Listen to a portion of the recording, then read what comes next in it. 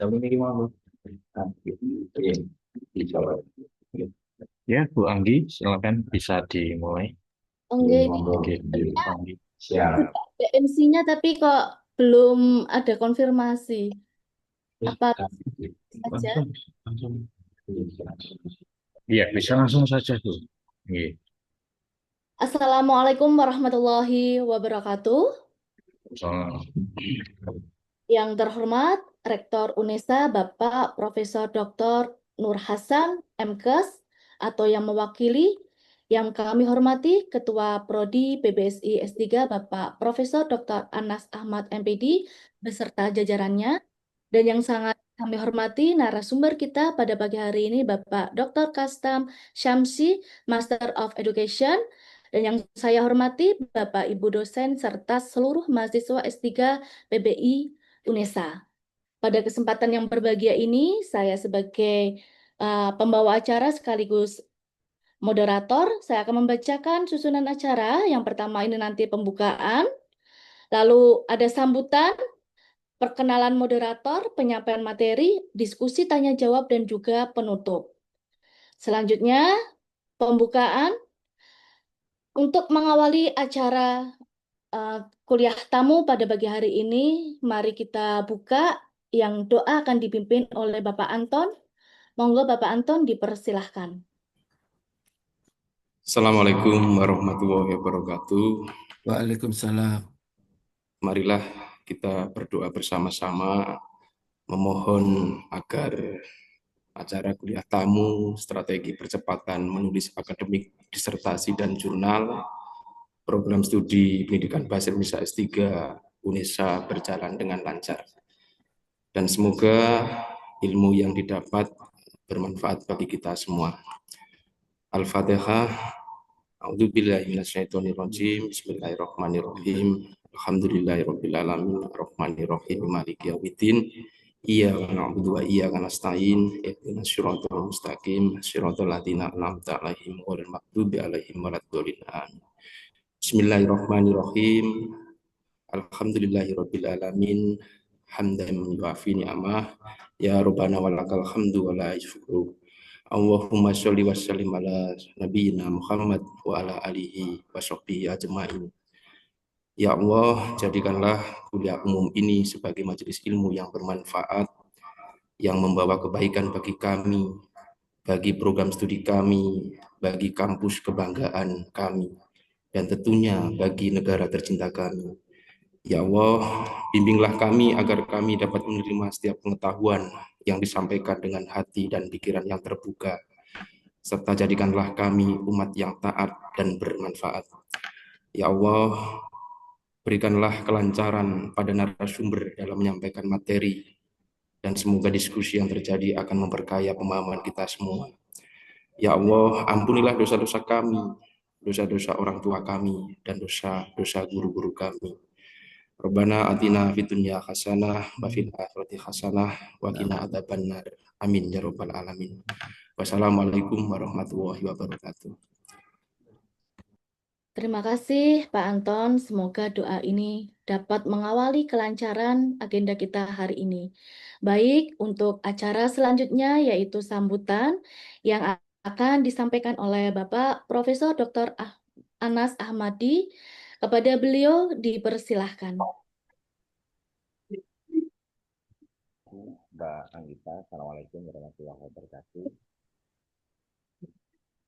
Selamat pagi semuanya, Bapak Ibu sekalian yang saya banggakan.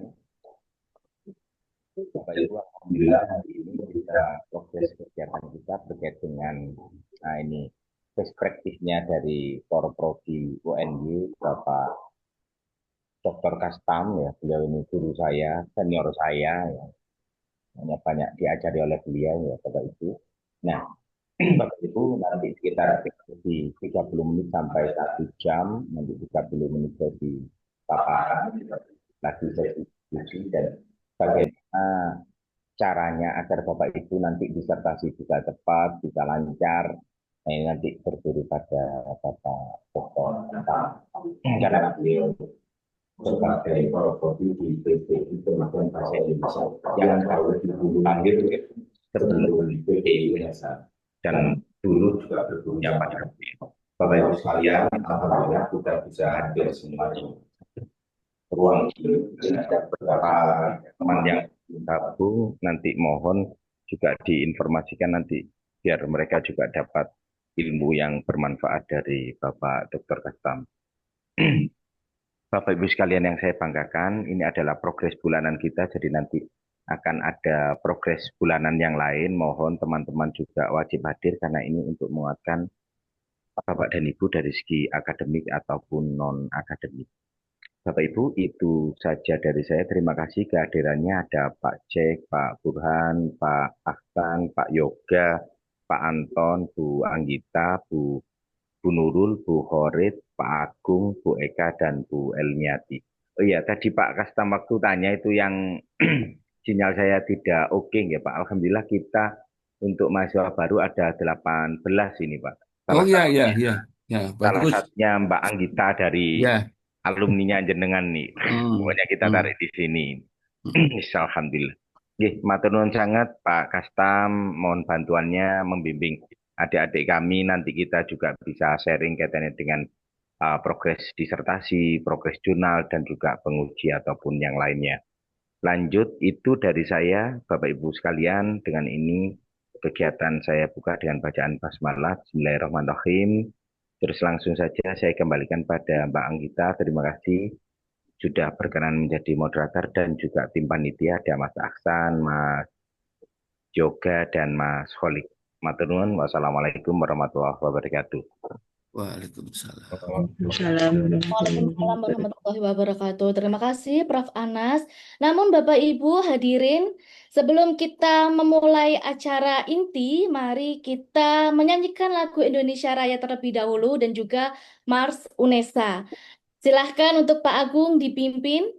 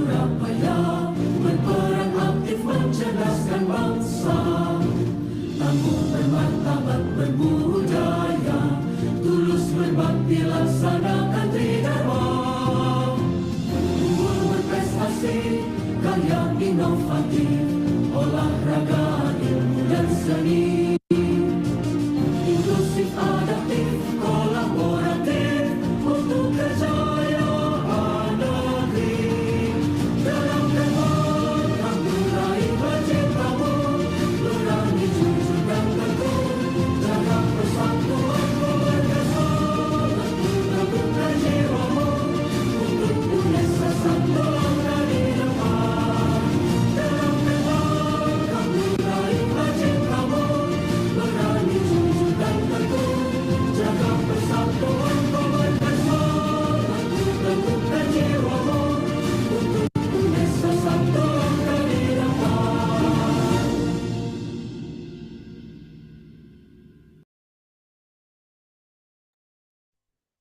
Baik, terima kasih Pak Agung. Mari kita mulai acara inti pada pagi hari ini dengan tema Strategi Percepatan Menulis Akademik, Disertasi, dan Jurnal. Tentu tema ini sangat relevan bagi kita semua, khususnya mahasiswa program doktoral, karena menulis disertasi dan publikasi jurnal merupakan bagian penting dari capaian akademik yang menentukan kualitas dan keberhasilan studi kita. Perlu kita ingat, Bapak Ibu, bahwa menulis akademik bukanlah pekerjaan mudah. Ia membutuhkan konsentrasi, strategi, dan manajemen waktu yang baik. Banyak di antara mahasiswa doktoral yang menghadapi tantangan dalam memulai, menjaga ritme, dan menyelesaikan tulisannya. Karena itu, kuliah tamu ini diharapkan memberikan solusi praktis agar kita lebih terarah dan menulis disertasi maupun artikel jurnal. Langsung saja kita sambut Bapak narasumber kita, Bapak Dr. Kastam Syamsi, Master of Education.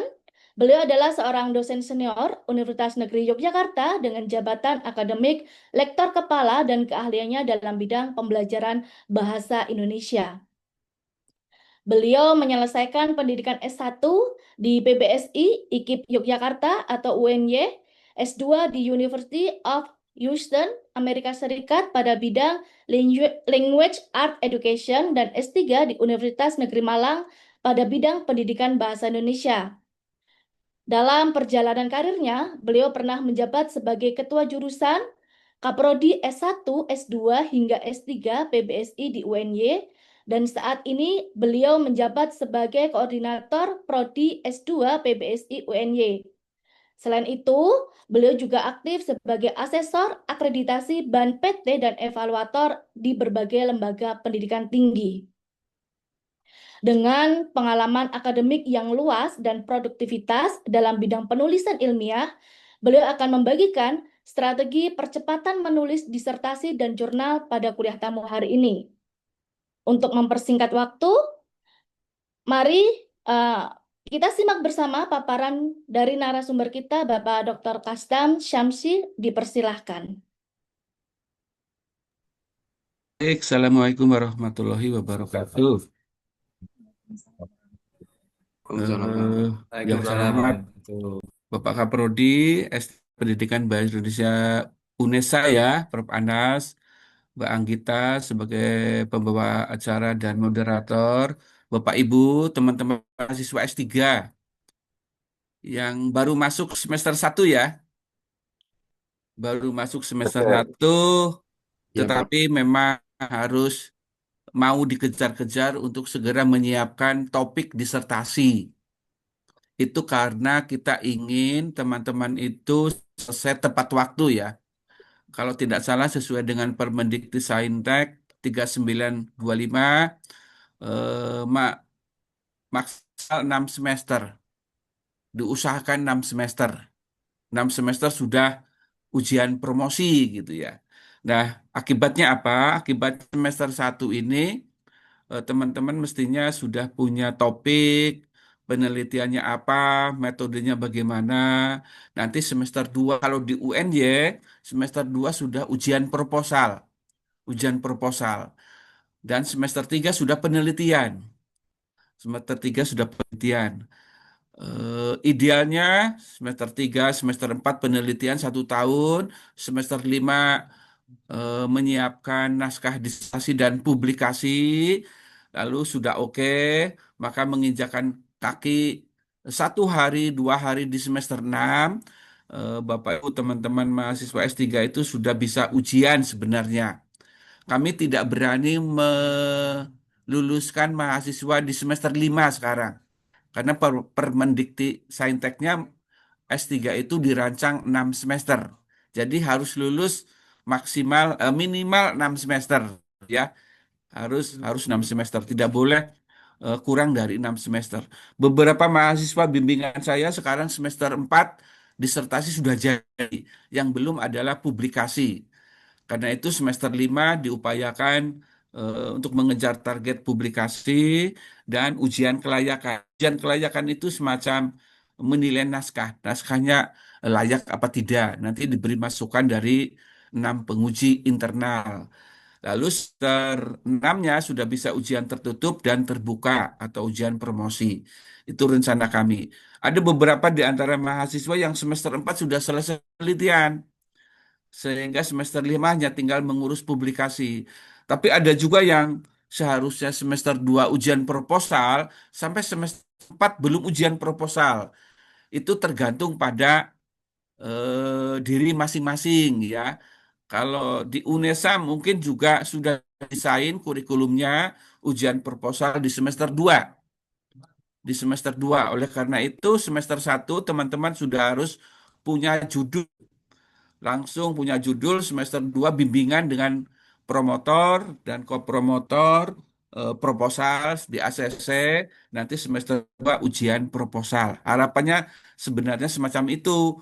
Nah, karena itu semester 1 itu adalah masa galau, masa amuk dan badai, bingung menentukan judul, ingin ini, ingin itu, dan sebagainya. Biasanya di tahap-tahap awal ini Anda harus segera memilih, memutuskan topik atau penelitian apa yang akan dipilih. Yang penting topik itu bisa dilaksanakan. Yang penting topik itu menarik, ada referensinya gitu ya. Kan nanti segera disusun agar semester 2 itu bisa ujian proposal disertasi. Ini memang kembali ke teman-teman masing-masing sebenarnya. Apakah teman-teman itu mau apa namanya ya, mau kerja keras apa tidak di semester 1? Sebenarnya memilih topik, memilih tema, mengkaji apa, metode penelitiannya apa, itu di semester 1 sebenarnya sekarang. Ditambah dengan kuliah, beberapa mata kuliah yang nanti akan merupakan pengayaan dari Bapak Ibu dosen. Sebenarnya itu. Tapi sebelum memilih topik, mari kita eh, apa namanya, cermati dulu bahwa program doktor itu tujuan utamanya, profil lulusannya adalah pendidik utama bidang pendidikan bahasa dan sastra Indonesia, peneliti utama, perancang dan pengembang pendidikan, atau wirausahawan bidang bahasa sastra dan pendidikan boleh. Jadi utama-utama gitu ya. S2 itu madya, pendidik madya, peneliti menengah lah. Lalu kalau sarjana itu pendidik pemula. Sarjana itu kan eh, yang penting kalau lulusan S1 itu bisa menerapkan ilmu yang diperoleh waktu kuliah. Kalau S2 sedikit mengembangkan. Kalau S3 sudah ada temuan-temuan. Ini bedanya program sarjana, program magister, dan program doktor ya. Jangan sampai sebenarnya dulu sering ada kritikan kepada saya dan teman-teman saya waktu kuliah S3 dulu, kita tulis disertasi tapi serasa tesis, tapi serasa skripsi gitu ya. Kadang-kadang dibilangin penguji semacam itu. Yang penting walaupun demikian, yang penting disertasi itu yang baik adalah yang selesai. Itu kuncinya. Disertasi yang baik adalah yang selesai. Tidak peduli seperti apa isinya, bentuknya, yang penting selesai. Selesai itu apa? Selesai itu selesai promotor, kopromotor, sudah diujikan, dan sebagainya. Lalu menghasilkan artikel-artikel jurnal.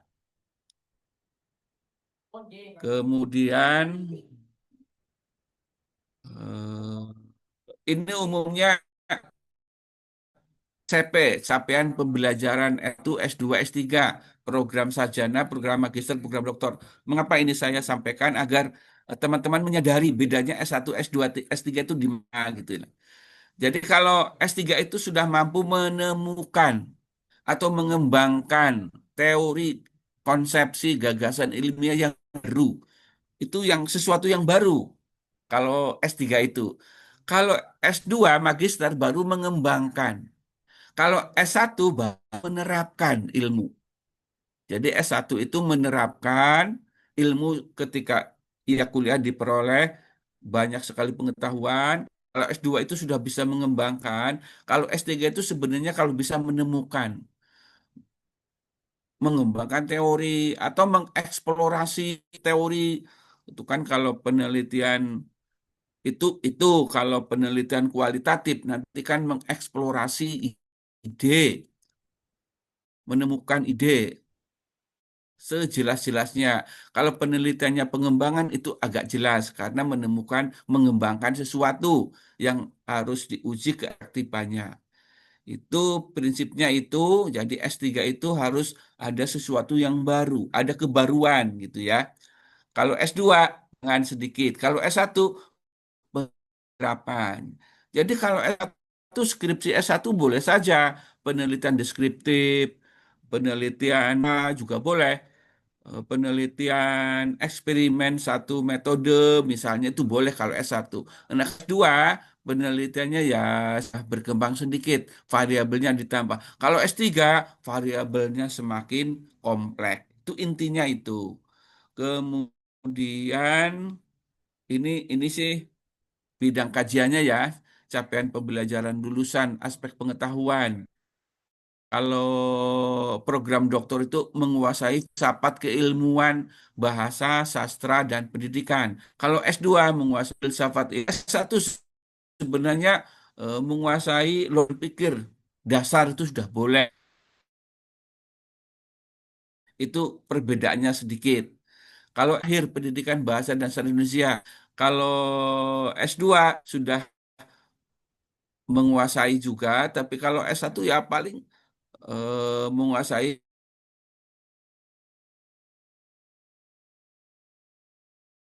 konsepsi ilmu ilmu dasar. Itu pada dasarnya itu. Kemudian perlu S3 seperti apa? Kalau teman-teman Bapak Ibu melihat ini nanti akan tahu bedanya S1, S3. Bagi saya yang paling mudah, S1 itu menerapkan ilmu, kalau S2 itu mengembangkan ilmu, S3 itu menemukan ilmu, kembang, temu. Itu yang utama. Lalu penelitiannya bagaimana? Kalau S1 ya masih monodisiplin, boleh ya. Menguasai dasar metode penelitian dalam bidang pendidikan bahasa dan sastra. Itu intinya itu. Kalau S2 sudah menguasai metode penelitian dengan pendekatan multi atau interdisipliner. Kalau S3 lebih luas lagi. Menguasai metode penelitian dengan pendekatan inter atau transdisipliner serta dan sebagainya. Itu intinya itu bedanya antara skripsi, tesis, dan disertasi. Kalau di luar negeri itu ada yang saya tahu ada perguruan tinggi yang tanpa skripsi, ada perguruan tinggi tanpa tesis, itu tanpa tesis ada. Tapi kalau S3 rata-rata ada disertasi.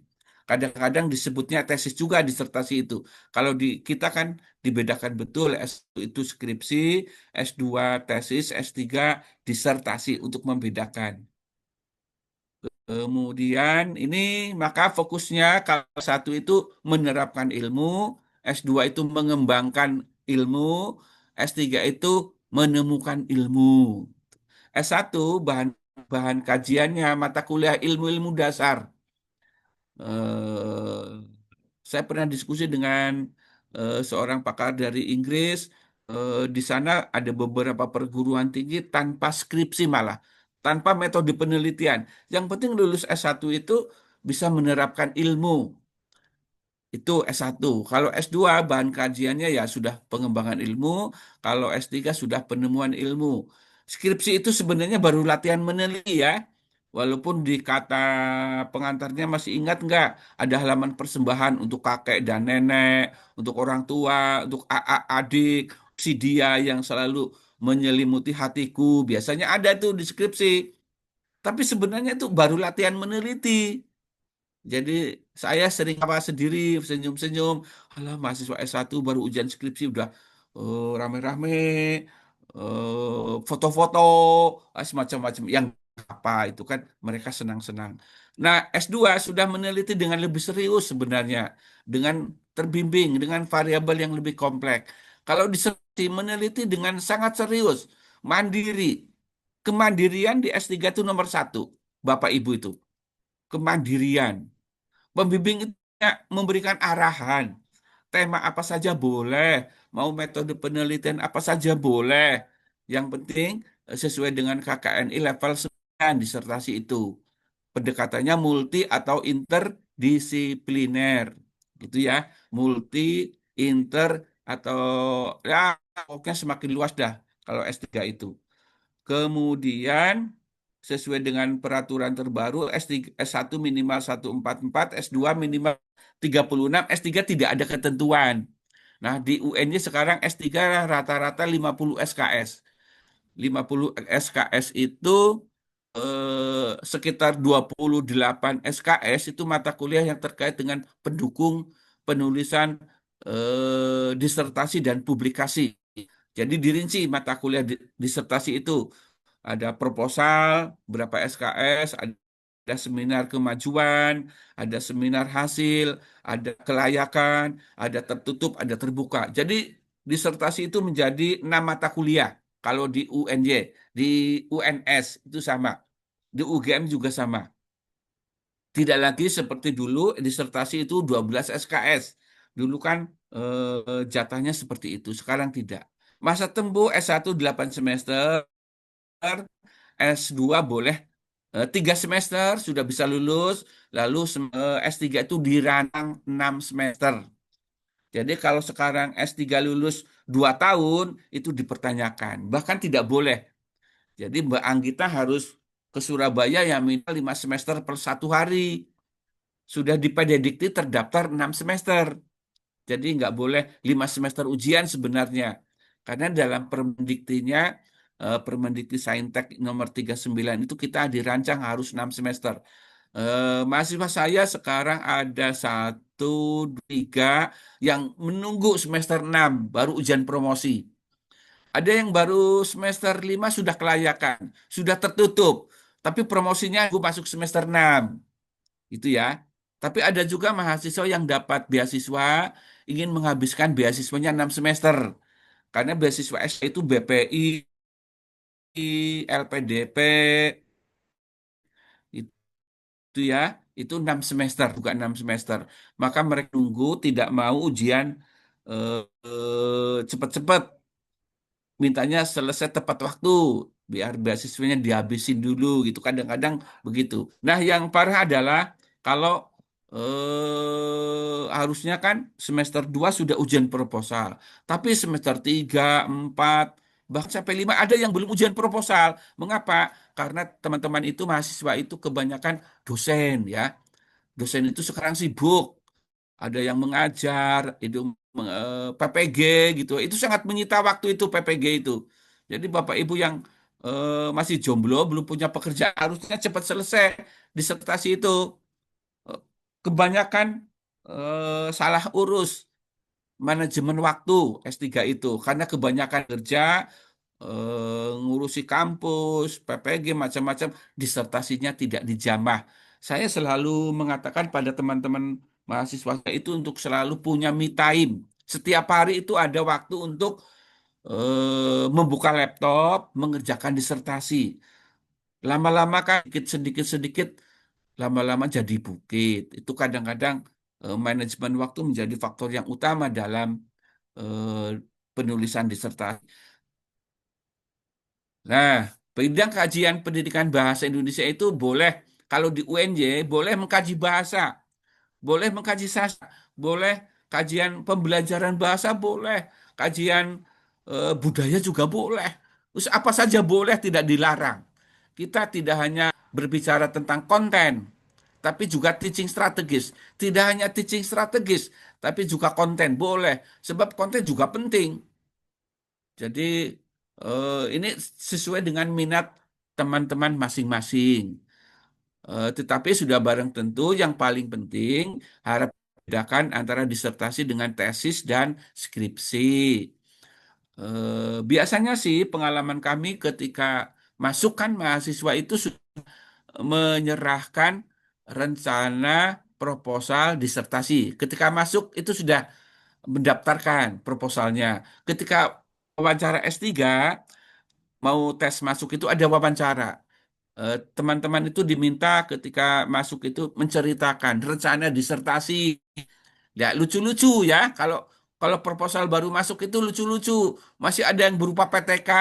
Sama dengan S1, yo ben ae. Biarkan sana. Yang ada kalau analisis karya sastra ya seperti S2 itu. Nilai-nilai moral dalam novel bla bla bla bla. Itu bahkan S1. Tapi kita biarkan saja ketika masuk itu sudah menyerahkan rancangan proposal. Nanti di semester 1 rancangan proposal itu mungkin bisa berubah, bisa berganti dan sebagainya. Yang penting topiknya kita itu ya kajian bahasa, kajian sastra, kajian pembelajaran bahasa dan sastra atau kajian budaya. Kajian budaya yang terdapat di dalam bahasa atau dalam sastra. Itu kajian budaya boleh sekali. Jadi tidak terbatas harus pendidikan saja nggak apa-apa. Lalu berikutnya kajian bahasa biasanya analisis isi atau analisis wacana kritis ya, AWK, AWK, discourse analysis. Silakan. Ini biasanya kalau kajian bahasa itu ya mengkaji sesuatu di balik tulisan. Bedanya dengan analisis wacana biasa, itu kan membicarakan subjek, predikat, kohesi, koherensi, dan sebagainya. Itu analisis wacana standar, dasar. Kalau kalau kita sudah AWK, analisis wacana kritis. Lalu untuk yang sastra banyak sekali itu Prof. Anas pakarnya sastra ya. Itu banyak sekali tema. Mbak Anggita cocok sekali datang ke Surabaya. Nanti minta Anas kalau tertarik dengan sastra, apa saja mau mengkaji apa sajalah dari perspektif pembaca, dari perspektif pengarang, dari perspektif sosio budaya, dari perspektif teks sastra itu sendiri, dari persepsi perspektif penerbitan, dari media sosial apa saja bisa. Itu ya, apa saja bisa. Sastra itu banyak sekali. Teman saya dulu, teman sama-sama S3 itu mengkaji resepsi novel apa itu Laskar Pelangi dulu ada ya, yang ada di online gitu loh. Jadi dia mengumpulkan datanya di internet. Di internet itu ada novel, lalu ada forum, ada website cyber sastra untuk mengkajian novel. Lalu tanggapan dari pembaca bagaimana? Itu kualitatif. Itu resepsi bisa, bisa kualitatif. Metode penelitiannya analisis isi, surai atau dan sebagainya dan sebagainya. Kalau pembelajaran bahasa dan sastra apa saja boleh. Kita berbicara tentang materi, kita bicara tentang metode, tentang model pembelajaran bahasa atau sastra, apa saja boleh. Jadi pembelajaran bahasa sastra itu sangat luas perspektifnya. Bisa dilihat dari tingkat dari guru, dari siswa, dari apa namanya prosesnya, outputnya, inputnya, sebagainya. Boleh apa saja boleh. Sebenarnya ini core kita itu adalah karena prodi kita itu pendidikan. Sebenarnya yang dalam tanda petik ya, yang bagus itu ya temanya pembelajaran bahasa atau sastra. Tapi agar kita lebih menguasai metode materi pendidikan karena prodi kita pendidikan bahasa. Tapi tidak dilarang kalau ingin mengkaji bahasa atau sastra sebab sekali lagi itu juga memberikan sumbang untuk pembelajaran bahasa atau sastra. Lalu yang penting disertasi itu jelas, memiliki kejelasan. Pasti yang akan diteliti gitu loh. Koherensi mulai dari awal sampai akhir ya itu saja. Konsistensi jelas, apa namanya, eh tetap kebaruan. Ini ada kebaruan yang agak berat ini. Kebaruan itu bisa berbagai macam. Lalu keterjangkauan. Nah, keterjangkauan itu peneliti. Teman-teman diharapkan lulus 6 semester. Maka pilihlah topik yang mungkin terjangkau. Jangan cari judul yang di awang-awang, di langit ketujuh, malah susah itu. Saya masih ingat disertasi saya itu dulu pengembangan model pembelajaran menulis berdasarkan bla bla bla bla untuk meningkatkan budaya baca tulis siswa Indonesia. Loh, budaya baca tulis itu masalah sangat besar. Ngapain diteliti? Itu nggak bakal tercapai gitu loh. Yang kalau mau mengembangkan pembelajaran ya sudah, pengembangan model pembelajaran menulis untuk siswa SMP itu aja sudah oke. Otomatis nanti kan diuji keefektifannya dengan eksperimen. Itu terjangkau artinya. Kadang-kadang teman itu ambisinya besar, ditahan, milih satu topik aja dulu. Besok bisa dilakukan lagi untuk penelitian-penelitian seterusnya setelah pasca doktor. Kalau sudah jadi dosen kan kita punya kesempatan melakukan penelitian. Lah judul-judul itu disimpan dulu. Jadi yang sekarang yang penting terjangkau. Terjangkau artinya dalam tempo singkat, dalam tempo 1 tahun penelitian selesai. Gitu, tidak usah terlalu luas. Lalu ketelitian, ini S3 ya, jangan sampai kena penyakit kutil, kadas kutil itu loh. Itu aspek tulisan, ejaan, bahasa, ini harus cermat ya S3 itu agar disertasi kita tidak malu dibaca gitu loh. Walaupun Pak Kastam sendiri malu sekarang membaca disertasi tahun 2011, oh kayak gini kok disertasi gitu loh. Kadang-kadang kita malu sendiri, tapi yang penting kan disertasi itu selesai. Selesai, diuji, lulus gitu aja, nggak usah mikir macam-macam. Soal kualitas nanti aja dulu, daripada tidak lulus, sing lulus, nomor satu itu. Oke, kriteria pemilihan topik menarik untuk diteliti. Idealnya sih sesuai tuntutan era industri sekarang ya.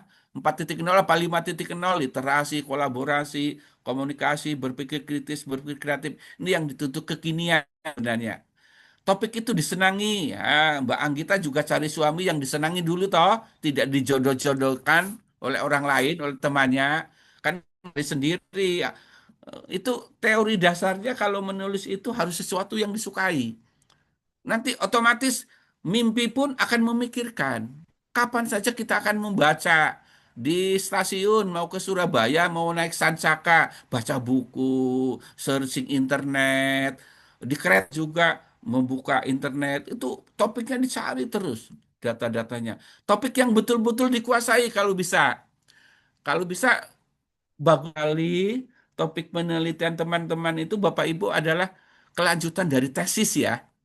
Tesis S2 itu loh. Saya titipkan panas Mbak Anggita ini. Tesisnya bagus dulu S2. Saya ikut menguji Mbak Anggita itu. Itu bagus. Kalau bisa melanjutkan topik S2. Mengapa? Karena itu yang dikuasai. Kalau cari topik yang baru, kita harus kerja keras. Harus banyak lagi membaca, banyak diskusi gitu ya. Lalu topik itu bermanfaat bagi banyak orang. Kalau bisa sih tesis itu, disertasi itu topiknya menasional ya. Siswa S3 judul disertasinya analisis pertanyaan dalam buku bacaan pada buku pelajaran bahasa Indonesia. Itu cuma analisis pertanyaan loh, analisis pertanyaan. Tapi itu bermanfaat bagi banyak orang, bagi penulis buku, bagi kurikulum. Ternyata buku-buku bahasa Indonesia itu pertanyaan-pertanyaan bacaannya itu hanya tingkat dasar itu loh, ingatan, pemahaman, aplikasi, apa namanya, bukan higher thinking ability, bukan. Guru-guru kita pun yang mengajar kayaknya masih itu-itu saja gitu loh. Tidak ke C4, C5, C6. Itu mahasiswa saya mengambil topik itu, judulnya analisis pertanyaan bacaan dalam buku pelajaran. Sederhana sekali, tapi itu manfaatnya. Oh, ternyata dalam penulis buku itu ya jangan bertanya 5W1, tapi juga evaluasi, sintesis, dan sebagainya. Itu kan kemampuan berpikir tingkat tinggi. Itu kan bermanfaat bagi banyak orang, sehingga si mahasiswa tadi memberikan saran untuk penulis buku pelajaran, hendaknya jangan hanya bertanya apa, kapan, dan seterusnya. Itu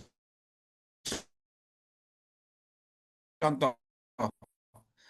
Topik mudah diambil mudah, yang gampang, jangan yang oh ini yang penting. Oh ya, teman-teman nanti kalau tahun ini tahun 2025 ya, sekitar bulan Februari kemarin ada hibah penelitian disertasi. Hibah penelitian disertasi itu yang penting proposal disertasinya sudah di-ACC oleh pembimbing, oleh promotor dan kopromotor.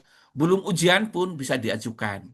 Jadi siap-siap nanti ya, semester bulan Februari nanti boleh aja teman-teman mengajukan hibah. Lumayan itu 50 juta untuk membantu penelitian. Tapi topiknya harus yang kekinian. Yang kedua yang bermanfaat. Salah satu bimbingan saya itu mengambil topik pengembangan sederhana sekali. Pengembangan model pembelajaran membaca berbasis tugas berbantuan aplikasi Android itu loh. Itu tiba 48 juta itu. Mengapa itu dapat diterima? Saya perkirakan karena aplikasi Androidnya itu loh, kan kekinian kan. Sekarang kan zamannya IT.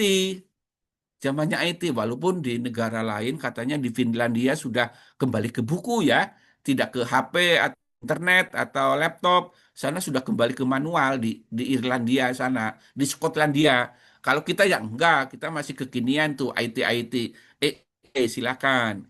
Artificial Intelligence silakan dipakai, media-media macam-macam. Itu kemudian, ya, coba ini beberapa judul disertasi yang pernah saya temukan. Nomor satu itu di UNS saya, ya kebetulan yang saya ikut menguji. Ini strategi, ini pragmatik mungkin ini. Strategi tutur penguatan pendidikan karakter dalam pembelajaran bahasa Indonesia pada sekolah menengah atas dan sekolah menengah kejuruan di Banyumas ini di UNS. Itu kayaknya pragmatik. Nomor dua, ini kayaknya kajian bahasa ini, analisis wacana kritis.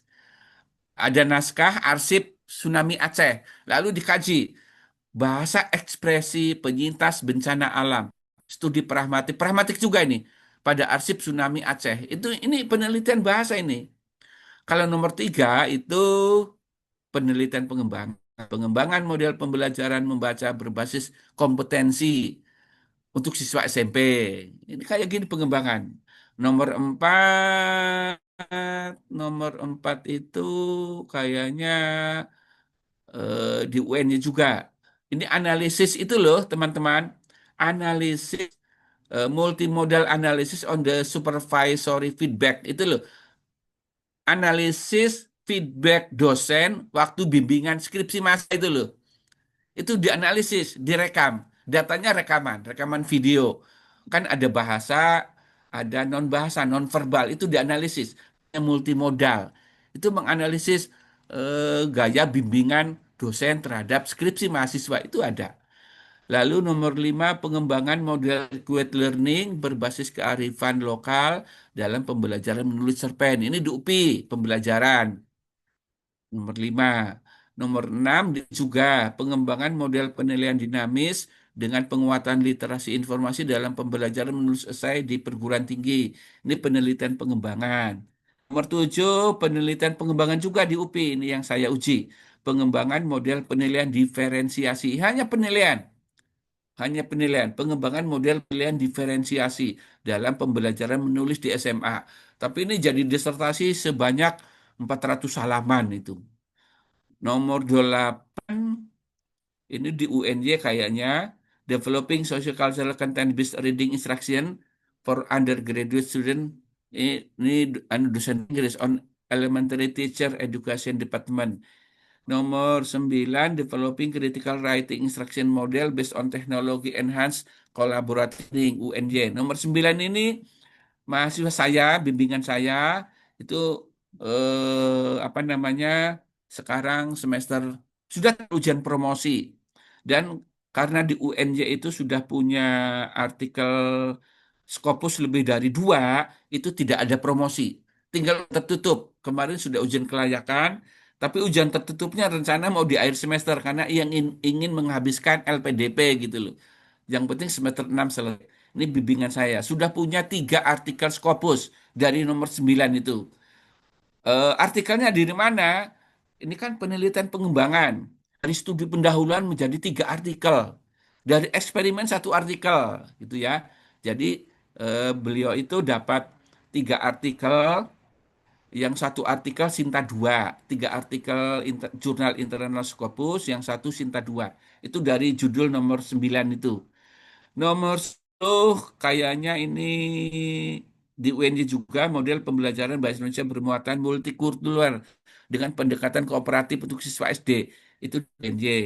Nomor 11 kayaknya di UPI, pengembangan model sosiokognitif berbantuan multimedia interaktif dalam pembelajaran membaca permulaan. Ini penelitian pengembangan.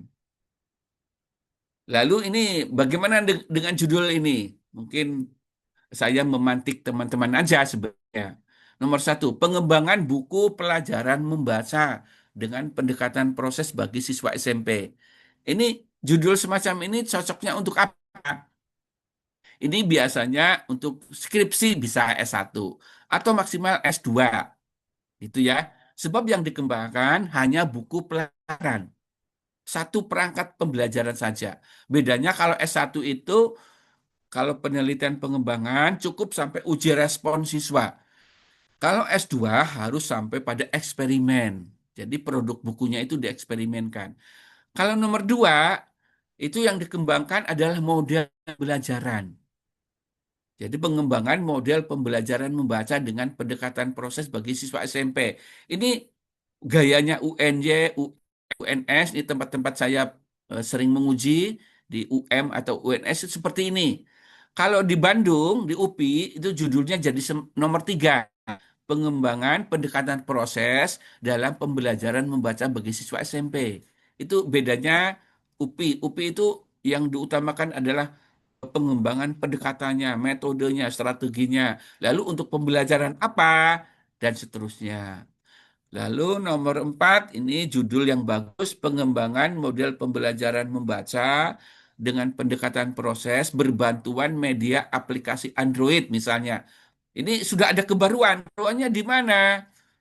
Kebaruannya ada 2. Yang pertama, pengembangan model pembelajaran membaca dengan pendekatan proses. Kebaruan pertama. Yang kedua, berbantuan media aplikasi Android. Itu ada 2 kebaruan. Yang nomor 5, ada 3 kebaruan. Pengembangan model pembelajaran membaca dengan pendekatan proses itu 1, bermuatan nilai multikultural 2.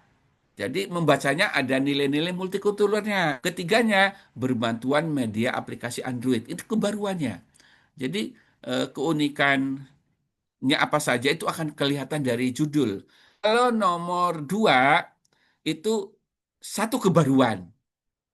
Satu kebaruan, yaitu model pembelajaran membaca dengan pendekatan. Selama ini kan mungkin jarang sekali buku apa model pembelajaran membaca dengan kita katakanlah pendekatan proses sesuatu yang baru. Nah, karena nomor 2 itu model pembelajaran, nanti produknya boleh yang pertama buku model, yang kedua buku ajar, yang ketiga buku panduan guru, yang keempat mungkin buku model evaluasinya. Sehingga S3 itu penelitiannya banyak gitu ya. Minimal 2 minimal. Kalau nomor 1, produk penelitiannya hanya buku. Jadi beda satu S2 dengan S3 begitu. Kalau S1 dan S2 hanya satu produk. Kalau S3 produknya banyak, lebih dari 1, minimal 2. Itu kayak nomor 2 bisa jadi minimal 2 produknya. Satu buku model, yang satu buku ajarnya untuk siswa. Kalau nomor 4 itu kan produknya bisa beberapa, satu buku model, satu buku ajar, satu lagi buku panduan, lalu yang keempat aplikasi Android. Nah, itu produknya. Nomor 4 itu ada tambahan media aplikasi. Kalau nomor 5 lebih sama dengan nomor 4, produknya kemungkinan buku model, buku ajar, buku panduan, yang berikutnya media aplikasi Android. Ini adalah temuannya untuk untuk kalau penelitian pengembangan. Memang yang sangat riskan itu kalau penelitiannya analisis atau kajian bahasa atau kajian sastra. Kadang-kadang judul disertasi nanti sama dengan tesis atau skripsi. Sebenarnya kuncinya di mana? Kuncinya pada kedalaman isi. Kedalaman isi. Tergantung teori yang digunakan. Semakin kuat, semakin lengkap, semakin kompleks permasalahan, boleh dalam kajian bahasa atau dalam kajian sastra. Lalu bagaimana teman-teman menemukan topik? Ya, banyak membaca artikel jurnal internasional bereputasi gitu ya. Scopus itu minimal. Kalau teman-teman Bapak Ibu tertarik dengan satu topik, coba cari topik itu di artikel jurnal. Minimal internasional bereputasi atau nasional terakreditasi dua minimal itu. Lalu cari buku-buku induknya, cari e-booknya. Sekarang mudah sekali kan e-book gratis di mana-mana. Yang keempat, banyak curhat, banyak cerita dengan teman, dengan dosen. Ini Prof. Anas mestinya sebagai prodi yang mau menerima curhatan dan beliau suka sekali dicurhati. Cuma ngobrol, saya mau meneliti ini, gimana ya gitu loh. Yang kelima harus pandai mengatur waktu. Ini yang susah itu nomor 5. Kalau Mas Anton Wahyudi selain belajar juga punya kebun, kelapa sawit misalnya ngurusi kebun, ngurusi kampus, kuliah. Lah itu yang harus mengatur. Belum lagi kalau istrinya ada 3 ya. Malam ini istri yang pertama, malam besok istri kedua. Wah, itu yang biasanya jadi masalah itu bukan masalah akademik, kuliah 3 itu. Kalau kita concern bisa mengatur waktu, pasti jadi, pasti jadi. Prosesnya menulis itu kan yang paling sulit pra menulisnya. Kalau menulis draft, merevisi, mengedit, mempublikasi itu gampang. Jadi semester 1 ini sebenarnya kita baru pra menulis, yang mencari topik, dan seterusnya. Sama seperti semua mahasiswa. Kalau kami ya menyerahkan sepenuhnya kepada mahasiswa minatnya bidang apa. Silakan semester ini mencari referensi sebanyak-banyaknya. Referensi terutama artikel jurnal. Mengapa artikel jurnal? Karena nanti syarat untuk bisa mengambil ijazah kalau di UNJ itu minimal S3 itu menyerahkan satu artikel terpublikasi jurnal internasional Scopus. Q4 juga boleh, Q3 boleh, Q2 boleh, minimal satu. Tapi jurnalnya itu syarat untuk mengambil ijazah. Kalau untuk ujian sampai wisuda itu tidak dipersyaratkan. Jadi kalau belum punya publikasi, kalau sudah ujian disertasi, promosi, nanti akan menandatangani pernyataan bermaterai bahwa saya sanggup akan melengkapi persyaratan publikasi. Itu bisa kemudian. Tapi bagus memang sejak semester 2 sudah dipikirkan publikasi. Kalau penelitiannya kajian bahasa atau kajian sastra, misalnya ada rumusan masalah, mungkin semester 3 sudah sampai satu rumusan masalah, terkumpul datanya, jadikan artikel gitu loh. Jadikan artikel. Semester 3 sudah bisa submit sebenarnya. Submit artikel semester 3. Kalau penelitian pengembangan dari urutan masalah pertama, dari studi pendahuluan itu loh. Itu jadikan artikel, itu banyak yang mahasiswa kita yang bisa apa namanya membuat artikel dari hasil studi pendahuluan. Itu satu masalah. Jadi semester 3 sebenarnya sudah bisa submit artikel satu rumusan masalah. Tapi bisa juga kalau di UNY itu dari mata kuliah yang diambil di semester 1 atau semester 2 dari tugas-tugasnya mungkin bisa dibuatkan artikel boleh semester 2 atau semester 1 bahkan sekalipun boleh sudah submit artikel. Karena bagaimanapun juga S3 itu harus punya pengalaman menulis artikel jurnal internasional. Itu mungkin Mbak Anggita, pemantau dari saya ya, yang lainnya nanti dibaca sendiri. Yang jelas teman-teman itu sekarang harus masa-masa prihatin di semester 1 ya, harus sampai menemukan jodoh, jodoh judul, jodoh topik, jodoh tema. Kalau sudah punya, wah, langkah berikutnya mudah sekali. Jangan sampai di semester 1 judulnya A, di semester 2 judulnya menjadi B, ganti topik, ganti judul gitu loh. Itu yang kadang-kadang menghambat, kadang-kadang menghambat. Kalau Kalau kita lurus-lurus saja, semester 1 sudah memikirkan Mbak Anggita, semester 2 memikirkan Mbak Anggita, nanti menikahnya dengan Mbak Anggita. Judulnya nanti dengan Mbak Anggita. Itu kalau lurus-lurus itu, jangan milih ke lain hati. Jadi sebenarnya memilih topik itu sama seperti itu, sama seperti mencari jodoh. Mas Anton mencari calon istri, dulu kan mencari sendiri juga toh. Pasti dipikirkan siang dan malam. Melewati desanya hatinya sudah deg-degan. Melewati kotanya sudah hatinya sudah deg-degan. Sekarang sebenarnya seperti itu. Mencari topik atau tema disertasi, hati kita deg-degan setiap saat. Ingin mencari referensi, mencari buku, mencari artikel sebanyak-banyaknya tentang tema itu, topik itu. Itu kunci. Kalau di UGM itu minimal referensi artikel jurnal internasional untuk satu disertasi itu ada 100. Kalau di UGM. Kalau di UN ya 50 lah, 50% off nggak apa-apa gitu loh. Proposalnya 25, nanti lengkapnya jadi 50 itu sudah bagus. Sebab nanti kita juga harus menulis artikel dalam jurnal internasional terindeks Scopus. Maka dari itu mulai sekarang dalam mencari judul, mencari tema, mencari topik, kita juga harus banyak mengutip referensi artikel jurnal internasional terindeks Scopus misalnya. Itu dulu sebagai pemantik. Terima kasih, ini ada mahasiswa saya ini Mbak Elmiati ini dari Pang ini, Prof. Anas. Dari PGRI Padang nih, Bapak saya mau ikut mendengarkan, enggak, itu kan malu itu, enggak mau memunculkan wajahnya itu. Itu sekarang saya tidak tahu semester 4 apa semester 3 ya. Itu pemantik dulu dari saya, selanjutnya saya kembalikan ke Mbak Anggita. Silakan teman-teman untuk berdiskusi atau menyampaikan sesuatu. Terima kasih. Assalamualaikum warahmatullahi wabarakatuh. Waalaikumsalam warahmatullahi wabarakatuh. Terima kasih Pak Kastam. Jadi saya ini ingat waktu bimbingan juga waktu S2 itu juga Hmm, dikejar-kejar. Saya nangis-nangis waktu hamil itu hmm. ya, Pak ya. Baik. Itu hamil dulu malah sebelum ujian tesis. Iya, hamil dulu Pak. Luar biasa itu. Sampai nangis-nangis. Ya Allah. Baik. Ini saya juga Oke. deg-degan kembali Pak karena saya mengulang masa-masa itu di mana prihatin gitu ya. Memang ketika kita mau menulis itu harus sesuai dengan hal apa yang kita sukai, mau di bagian pendidikan, bahasa, Ya, ataupun sastra. Itu ya. menjadi kunci utama, teman-teman. Monggo teman-teman silahkan yang mau bertanya, kita gunakan kesempatan ini dengan sebaik-baiknya.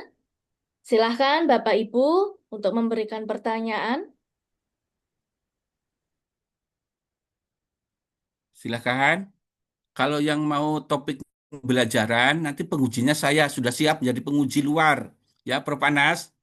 Kalau yang sastra atau bahasa, saya angkat tangan. Itu bukan bidang keahlian saya. Jadi, kalau yang pembelajaran boleh pesen. Pesan penguji luarnya ke Prof. Anas, Pak Kastam aja gitu. Nanti cepat lulus. Karena ijazah teman itu sekarang sebenarnya sudah disiapkan oleh UNES saya. Sudah dicetak ijazahnya, tinggal ditulis nama Anda. Yang penting prosesnya dipenuhi. Tuh. Lah itu ada Mbak Elmiati itu ingin ketemu saya lewat Prof. Zoom. Terima kasih Prof udah mengizinkan saya dan juga teman-teman dari UNESA. Oh, Senang ya. bergabung pagi ini. Sebenarnya ingin recharge energi aja Prof. Udah lama nggak kuliah, kangen kuliah masalahnya. Oke. Tapi kan Mbak Elmi sudah punya topik, sudah penelitian ya. Ya, udah penelitian Prof. Sekarang lagi buat produk 3 Sekarang buku. semester berapa? Semester berapa sekarang? Semester 5. Oh, semester 5. Mestinya buat Ya, produknya semester 4. 4 atau 3 ya. Ini Itu Mbak udah Elmi. selesai satu model Karena Prof. Mbak Elmiati ini kegiatannya banyak. Selain ngurus kampung, juga ngurus warung Padang. Ini orang Padang kan yang nggak bisa, anu, nggak bisa diam. Nggak bisa Nggak diam. bisa diam. Makasih ya Teman-teman Prof. ada pertanyaan? Yang penting Prof. Anas harus secara rutin memantau teman ini via Zoom nggak apa-apa. Satu persatu ditanya, satu persatu ditanya. mau meneliti apa, meneliti apa, meneliti apa. Kalau di UNJ semester 1 sudah ditentukan promotor dan kopromotor. Jadi mulai semester 2 sudah punya promotor dan kopromotor. Langsung bimbingan apa? Semester 2 itu bimbingan proposal. Dan diusahakan semester 2 itu sudah ujian proposal. Nanti langkah berikutnya akan lebih mudah. Tuh.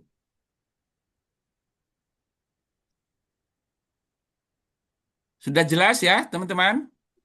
Saya tanya Pak. Oh ya, Mbak Nurul, silakan Mbak Nurul. Baik, terima kasih Pak Kastam. Izin memperkenalkan diri. Saya mahasiswa Bapak dulu, Pak. Oh ya, Ya, tahun 95 tapi. S1. Ya, S1, Pak. Oh, sekarang tugas di mana, Mbak? Saya jadi guru, Pak. Di Jawa Di Timur. ya di Banyuwangi di Jawa. Oh, iya, iya, iya, Ya, iya. saya mengajar mulai tahun 2000 untuk bahasa Indonesia. Setelah lulus baru langsung mengajar. Oke, Bapak, oke. saya di program ini dari awal tuh mengambil program riset gitu, jadi tidak reguler. Ini Oh gitu, by ya. riset ya. Cuman itu kan eh, belum dengan pemahaman eh, yang menyeluruh bagaimana proses eh, perkuliahannya gitu. Jadi dari awal karena saya mengajar dan sepertinya tidak bisa meninggalkan kelas gitu untuk mendapatkan kemudahan melanjutkan studi. Jadi saya memilih riset. Sebenarnya itu semakin ke sini untuk kegiatan progresnya itu jadi menurut saya jadi lambat gitu.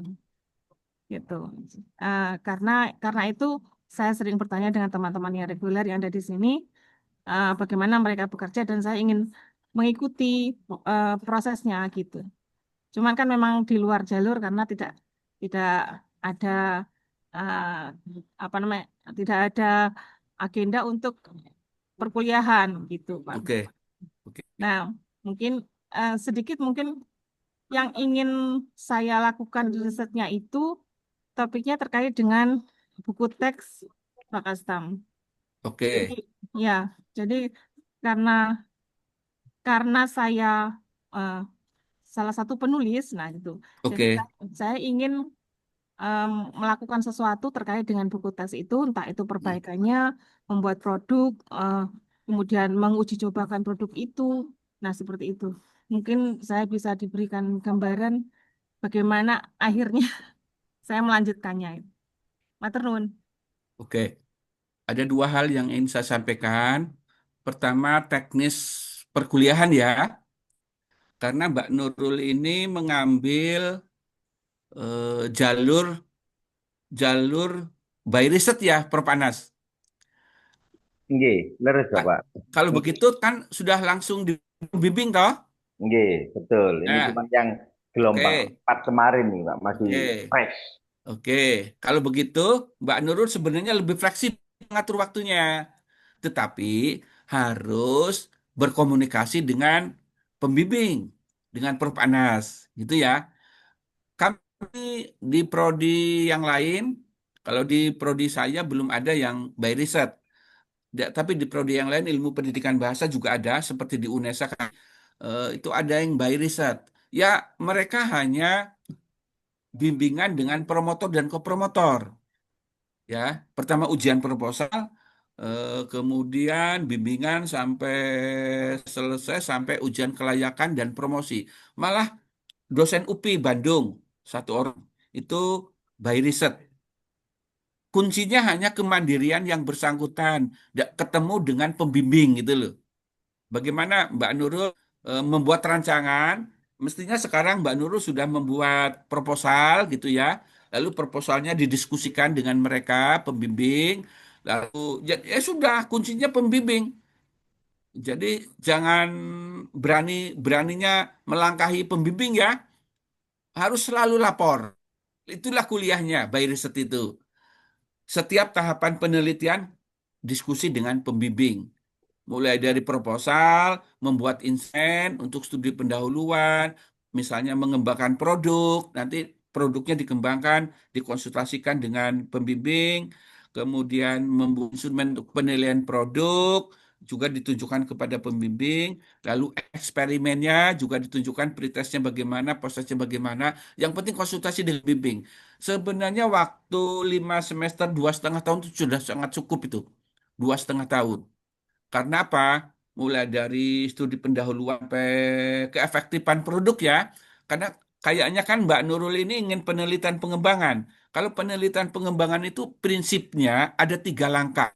Yang pertama studi pendahuluan, yang kedua pengembangan produk, yang ketiga pengujian produk.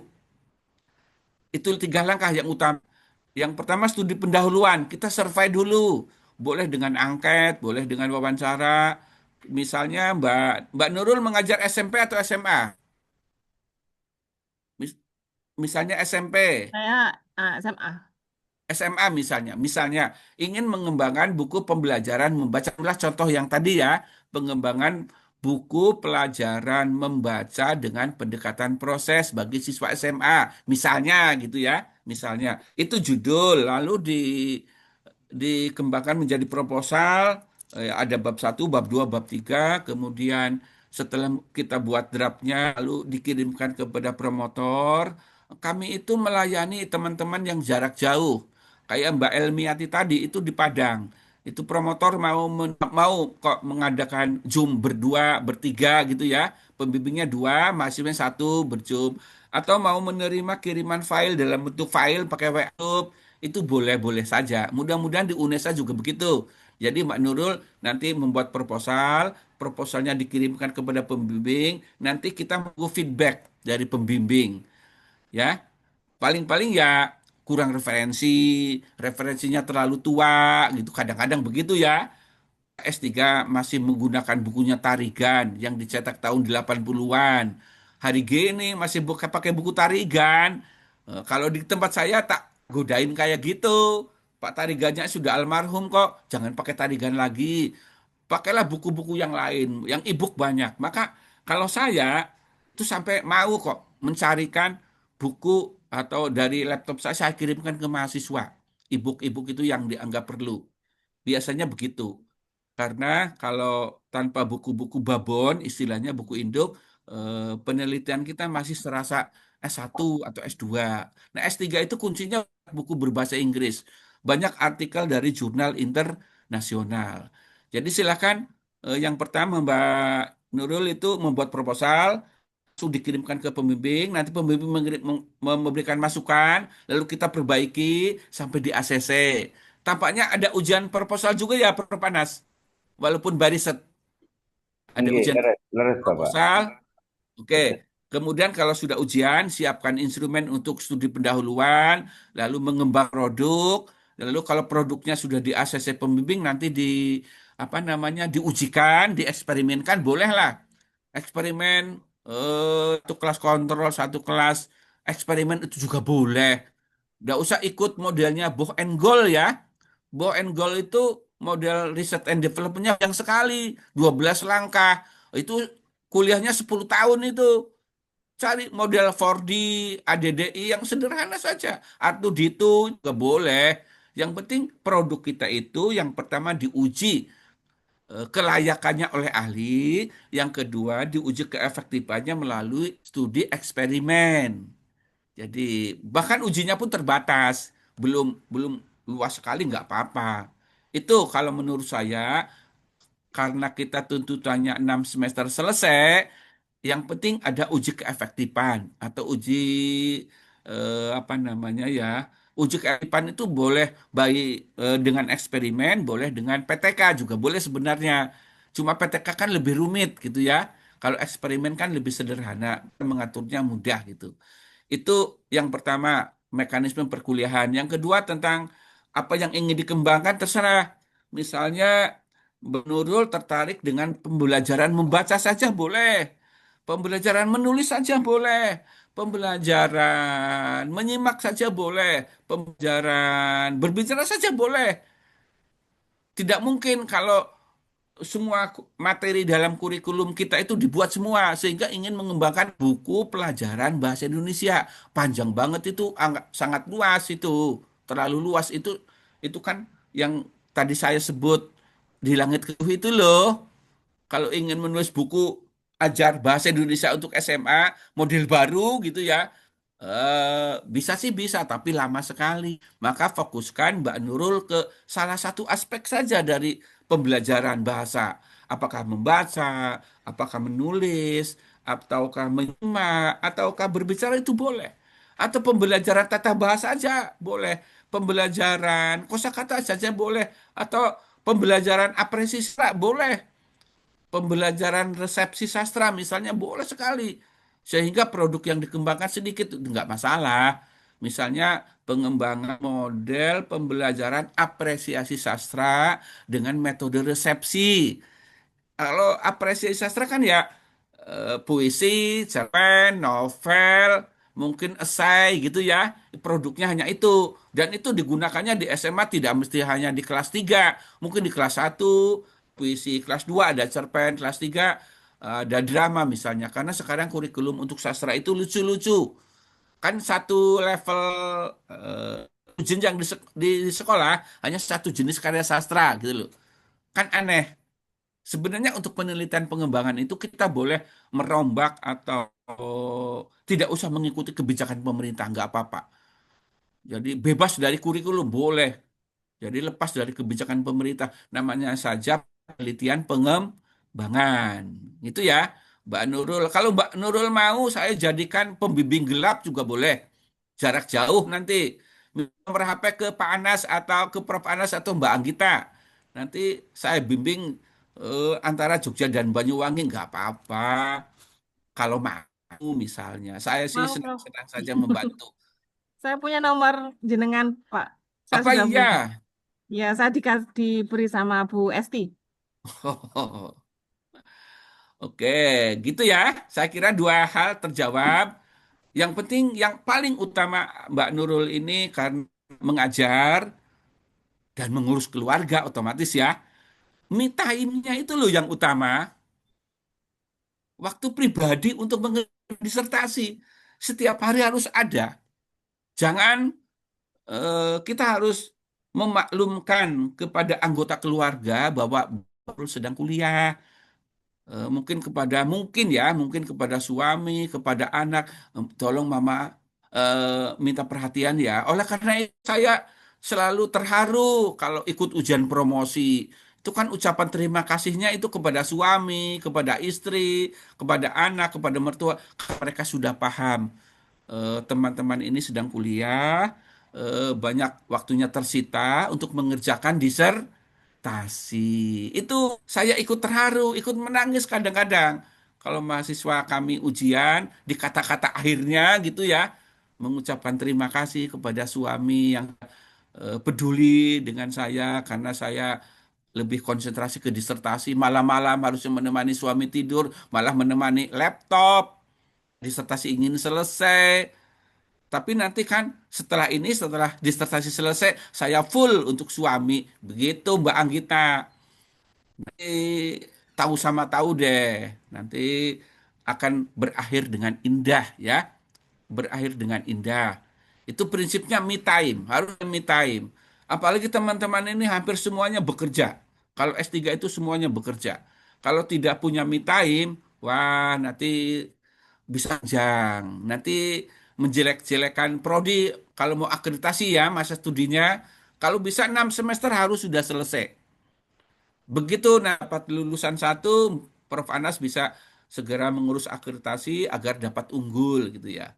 Ini pun segera nanti sebelum teman-teman lulus, nanti Mas harus segera mengurus akreditasi pertama agar ketika Bapak Ibu teman-teman ini lulus, prodinya sudah punya sertifikat akreditasi. Yang punya kami baru kemarin, yang S3 Bahasa Indonesia.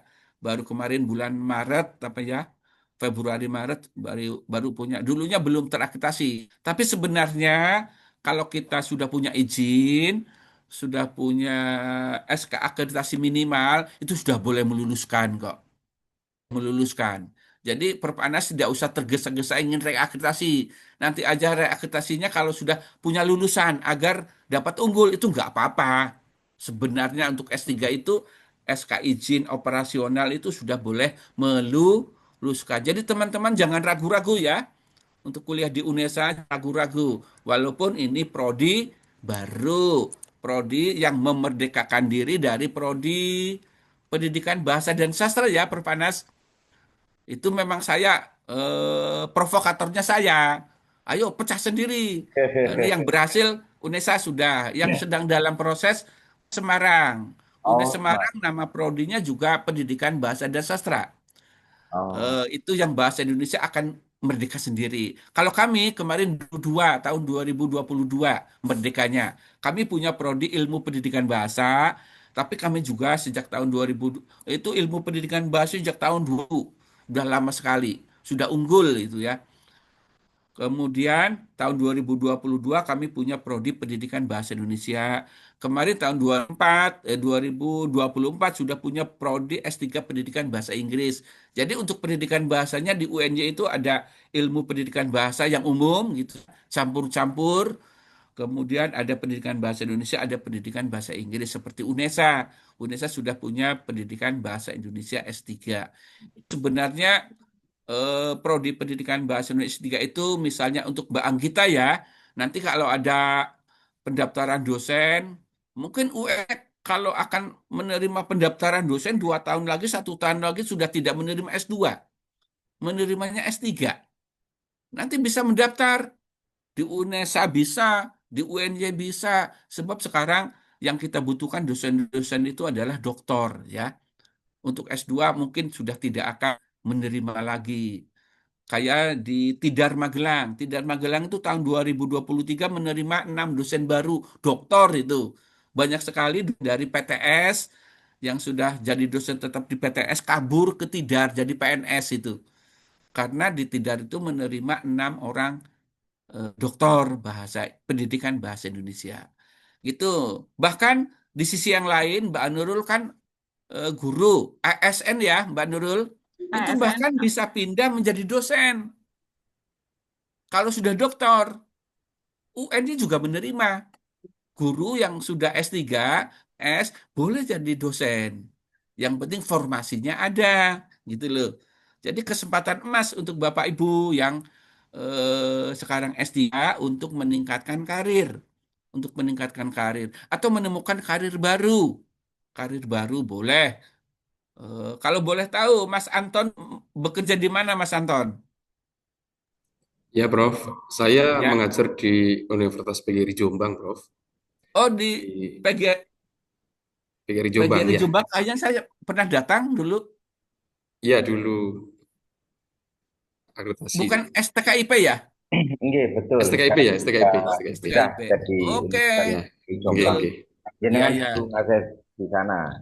Nanti Mas Anton kalau tidak kerasan di Jombang, kalau sudah lulus doktor, UNESA menerima dosen baru, kabur ke UNESA. Wah, Keren itu. Siapa yang tidak mau jadi dosen UNESA? Enggak apa-apa. Burhan, Mas Ahmad Burhan. Tugas di mana Mas Ahmad? Burhan. Saya guru di SMA Surabaya, Pak. Nggih. SMA berapa? SMA Takmiriyah Surabaya, depan Oke. gedung DPR. Oke. Di Surabaya kan banyak PTS. Nanti kalau sudah doktor, Mas Anton bisa nyambi ke PTS, ke STKIP Al-Hikmah misalnya, ke Universitas Muhammadiyah. Itu ada bahasa Indonesia itu. Bahkan bisa kabur ke sana jadi dosen. Jangan khawatir. Itu kesempatan emas untuk berkarir kalau sudah lulus doktor. Mumpung sekarang masih apa namanya ya, doktor itu masih jarang. Dan linearitas bidang keilmuan teman-teman itu sangat sesuai. Maaf ya, ini saya berani bicara di sini. Nah, kalau teman-teman, ini bukan menjelek-jelekan prodi pendidikan bahasa dan sastra, kalau yang itu gaduh-gaduh agak susah, karena multidisiplin. Kalau ini kan disiplin, monodisiplin. Monodisiplin pendidikan bahasa Indonesia. Nanti kalau sudah jadi dosen, sudah doktor, bisa meningkatkan karirnya menjadi guru besar. Maka Prof. Anas akan mudah menilai Anda. S3-nya pendidikan bahasa Indonesia. Linier gitu loh. Kalau jadi dosen pendidikan bahasa Indonesia. Tapi kalau S3-nya prodi yang lain, Anda menjadi dosen pendidikan bahasa Indonesia, nah dilihat dulu latar belakang pendidikan itu sangat menentukan karir jabatan. Untuk misalnya S3 saya pendidikan bahasa Inggris, padahal saya dosen bahasa Indonesia. Ya nanti dipertanyakan oleh evaluator, oleh asesor. Apalagi S3 saya ilmu umum, misalnya ilmu pendidikan atau manajemen pendidikan. Padahal saya mengajar pendidikan bahasa Indonesia. Itu mungkin tidak linier. Jadi sangat penting sekali, teman-teman sangat cocok sekali bil S3 pendidikan bahasa Indonesia. Gitu ya. Mungkin ada lagi, teman-teman? Monggo silakan Bapak Ibu. Mungkin Ya, saya teman-teman. Prof, saya tanya, Prof. Oh iya, silakan, silakan. Pak Kastam ya. Ya, Eh, ini terkait dengan yang pertama terkait dengan mungkin tips dulu Pak Kastam ya. Dulu saya kan S2-nya ini kan memang R&D ya. Kalau oke, di S1 murni sastra, terus oke. karena dulu ternyata pernah merasakan R&D itu perjuangannya sangat luar biasa gitu ya. Akhirnya eh, ingin kembali ke jalan yang benar ke S1 ke sastra gitu ya. Yang pertama Oh itu, ya, apakah itu nanti akan menjadi problem saat saya nanti apa itu melakukan sebuah riset, itu yang pertama. Terus yang kedua, tadi Pak Kasta menjelaskan bahwa karakteristik disertasi itu kan ada banyak. Salah satunya yang saya catat ini tadi adalah kebaruan, ya, kebaruan. Karena memang dilema dari teman-teman mahasiswa S3 itu rata-rata untuk mencari kebaruan itu kan kadang memerlukan tenaga yang ekstra. Barangkali ada tips atau trik. Terus yang terakhir ada enggak ya Pak di UNY mungkin barangkali yang perlu di apa itu diceritakan kepada kami tips Bapak Ibu dosen atau mungkin dari prodi di dalam membimbing atau mendorong mahasiswanya untuk bisa cepat menyelesaikan jurnal dan publish jurnal terindeks Scopus. Saya rasa oh itu ya. aja Pak Kastam. Oke. Oke, yang terakhir ya untuk jurnal itu biasanya kita menyediakan semacam coaching klinik gitu ya. Maka silakan teman-teman ikut. Kalau di UN itu silakan itu diselenggarakan di tingkat universitas atau tingkat fakultas atau prodi. Biasanya ada kegiatan-kegiatan coaching klinik untuk artikelnya mau apa. Lalu pertanyaan pertama tadi boleh saja mau mau kembali ke S1 sastra ya. Tapi yang penting nanti minimal kajiannya 5 kali kompleks daripada skripsi S1, Mas Anton. Lebih mendalam gitu loh. Nanti kedalaman pembahasan, kedalaman pengkajian, itulah temuan barunya itu. Jadi kalau analisis atau kajian bahasa atau kajian sastra itu dieksplorasinya yang lebih up gitu loh. Sehingga kalau disertasi sudah selesai, nanti bisa dijelaskan misalnya dalam bentuk peta konsep. Satu hal dilihat dari berbagai macam aspek gitu loh. Itu menerang jelaskan. Itu ciri kebaruan. Ciri kebaruan. Jadi kalau S1 mungkin boleh saja analis nilai-nilai moral dalam novel apa gitu ya. Itu kan hanya mengkaji moral. Tapi kalau S3 mungkin dekonstruksi apalah, kajian feminisme atau apa yang lebih yang postkolonial itu pakarnya Pak Prof Anas deh untuk masalah sastra itu.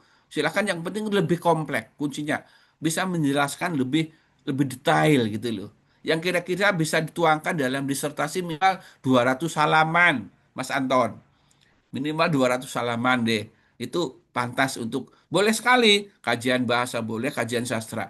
Saya ingat mahasiswa kami aslinya Madura itu meneliti puisinya Jawawi Imron itu loh.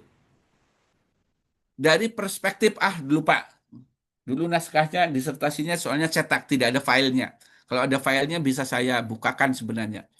Itu itu itu menilai siapa itu Jawabi Imron? Lalu puisinya begini mengapa? Hidupnya di mana gitu loh. Itu pembimbingnya Pak Suminto. Saya menjadi sekretaris pengujinya. Jadi saya tahu persis 6 semester selesai. kompleks sekali kajiannya. Itu semacam itu boleh. Jadi yang penting teorinya harus kuat ya. Kalau kajian sastra itu teorinya harus kuat. Kalau Mas Anton ingin dicarikan buku tentang apa, nanti saya carikan. Pesan aja, Ya, Pak Kasam saya terima minta buku kasih. ini, mau cari saya carikan. Kalau buku di laptop saya ada ribuan buku, buku bahasa, buku sastra, buku penelitian, ya, metode penelitian itu ada semua. Tinggal kadang-kadang saya sempat membuka atau tidak.